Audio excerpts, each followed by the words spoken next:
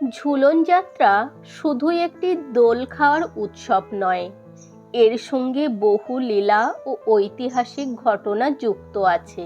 ঝুলন লীলার অন্যতম প্রধান ঘটনা ঘটে বৃন্দাবনের সেবাকুঞ্জ বা নিধিবন অঞ্চলে। এখানে বলা হয়, প্রতি বর্ষাকালে রাধাকৃষ্ণ এবং গোপীগণ একত্রিত হয়ে বৃক্ষের নিচে সাজানো দোলনায় দোল খেতেন। এটি ছিল তাদের প্রেমের চরম রসোত্তম মুহূর্ত। রাধাকৃষ্ণের মূর্তি দোলনায় স্থাপন করে পূর্ব থেকে পশ্চিম দিকে ঝোলানো হয়। এখানে শ্রীকৃষ্ণ প্রকৃতির রূপক আর রাধা হলেন তার পরম ভক্তি স্বরূপিণী। শ্রীকৃষ্ণের নিত্য অষ্টপ্রহরের 8টি লীলার কথা বলা আছে পুরাণে, যার মধ্যে একটি দিব্যলীলা হল এই ঝুলন যাত্রা। শ্রীকৃষ্ণ রাধার অষ্টসখীর সঙ্গে একত্রে বৃন্দাবন কুঞ্জে নৃত্য গীত সহযোগে রাধার সঙ্গে দোলনায় ঝুলেছিলেন। এই অষ্টসখীর নাম পুরাণে পাওয়া যায়: ইন্দুলেখা, চিত্রা, চম্পকলতা, লতিকা, বিশাখা, তুঙ্গবিদ্যা, সুদেবী এবং রঙ্গদেবী। এই দিনে কদম গাছে দোলনা বেঁধে সখীরা রাধা কৃষ্ণের ঝুলন পালন করেছিলেন বলেই বিশ্বাস করেন বৈষ্ণবেরা। শাস্ত্রে শ্রীকৃষ্ণের 12টি পৃথক যাত্রার কথা উল্লেখ করা হয়েছে, যার মধ্যে রথযাত্রা, স্নানযাত্রা, দোলযাত্রা, রাসযাত্রা ছাড়াও এই ঝুলন যাত্রা অতি বিখ্যাত, যাদের একত্রে দ্বাদশ যাত্রা বলা হয়। শাস্ত্রমতে রাধা হলেন কৃষ্ণেরই অংশ। কৃষ্ণের শরীরের বাম ভাগ থেকে তার জন্ম। তিনি কৃষ্ণের পরম ভক্তি স্বরূপিণী। কৃষ্ণ প্রেমে তিনি পাগল।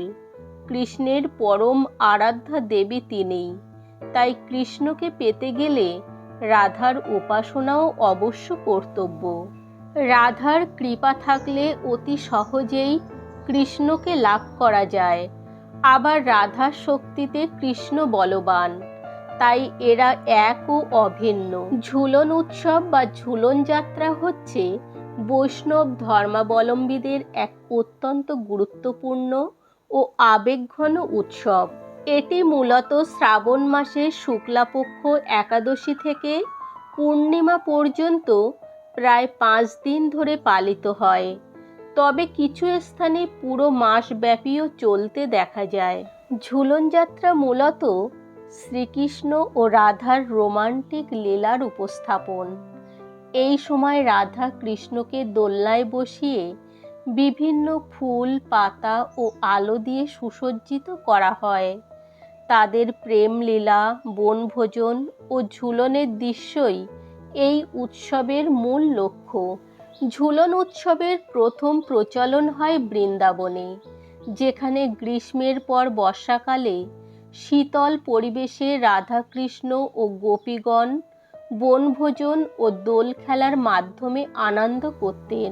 বলা হয়, বর্ষাকালে গাছের ডালে দোলনা ঝুলিয়ে রাধাকে দোল খাওয়াতেন কৃষ্ণ। চৈতন্য মহাপ্রভু নিজেও ঝুলন উৎসব অত্যন্ত ভক্তিভরে পালন করতেন। নবদ্বীপে এবং পরে পুরীতে তার অনুগামীরা এই উৎসব চালু রাখেন। তার দ্বারা প্রভাবিত বৈষ্ণব সমাজে ঝুলন যাত্রা বিশেষ মর্যাদা পায়। কৃষ্ণের প্রতি রাধা যখন অভিমান করতেন, যখন দোলনায় বসতেন না, কৃষ্ণ তখন নানা রকম মিষ্টি কথা ও গান দিয়ে তাকে মন ভোলাতেন। নবদ্বীপ ও মায়াপুরে ইস্কন মন্দিরে ঝুলন যাত্রা অত্যন্ত ধুমধাম করে পালিত হয়।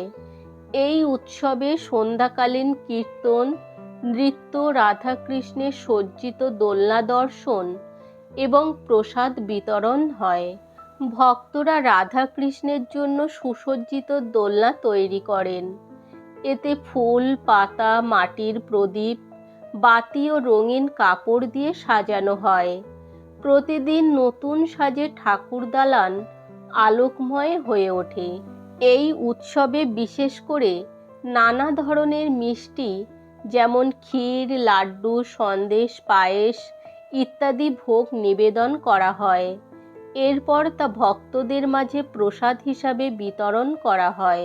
ঝুলন মানে শুধু শারীরিক আনন্দ নয়, এটি ভক্ত ভগবানের মধ্যে আত্মিক প্রেমের প্রতীক। দোলনার দোল মানে ভক্ত হৃদয়ের চঞ্চলতা, যা রাধা কৃষ্ণে একাগ্র হলে স্থির হয়।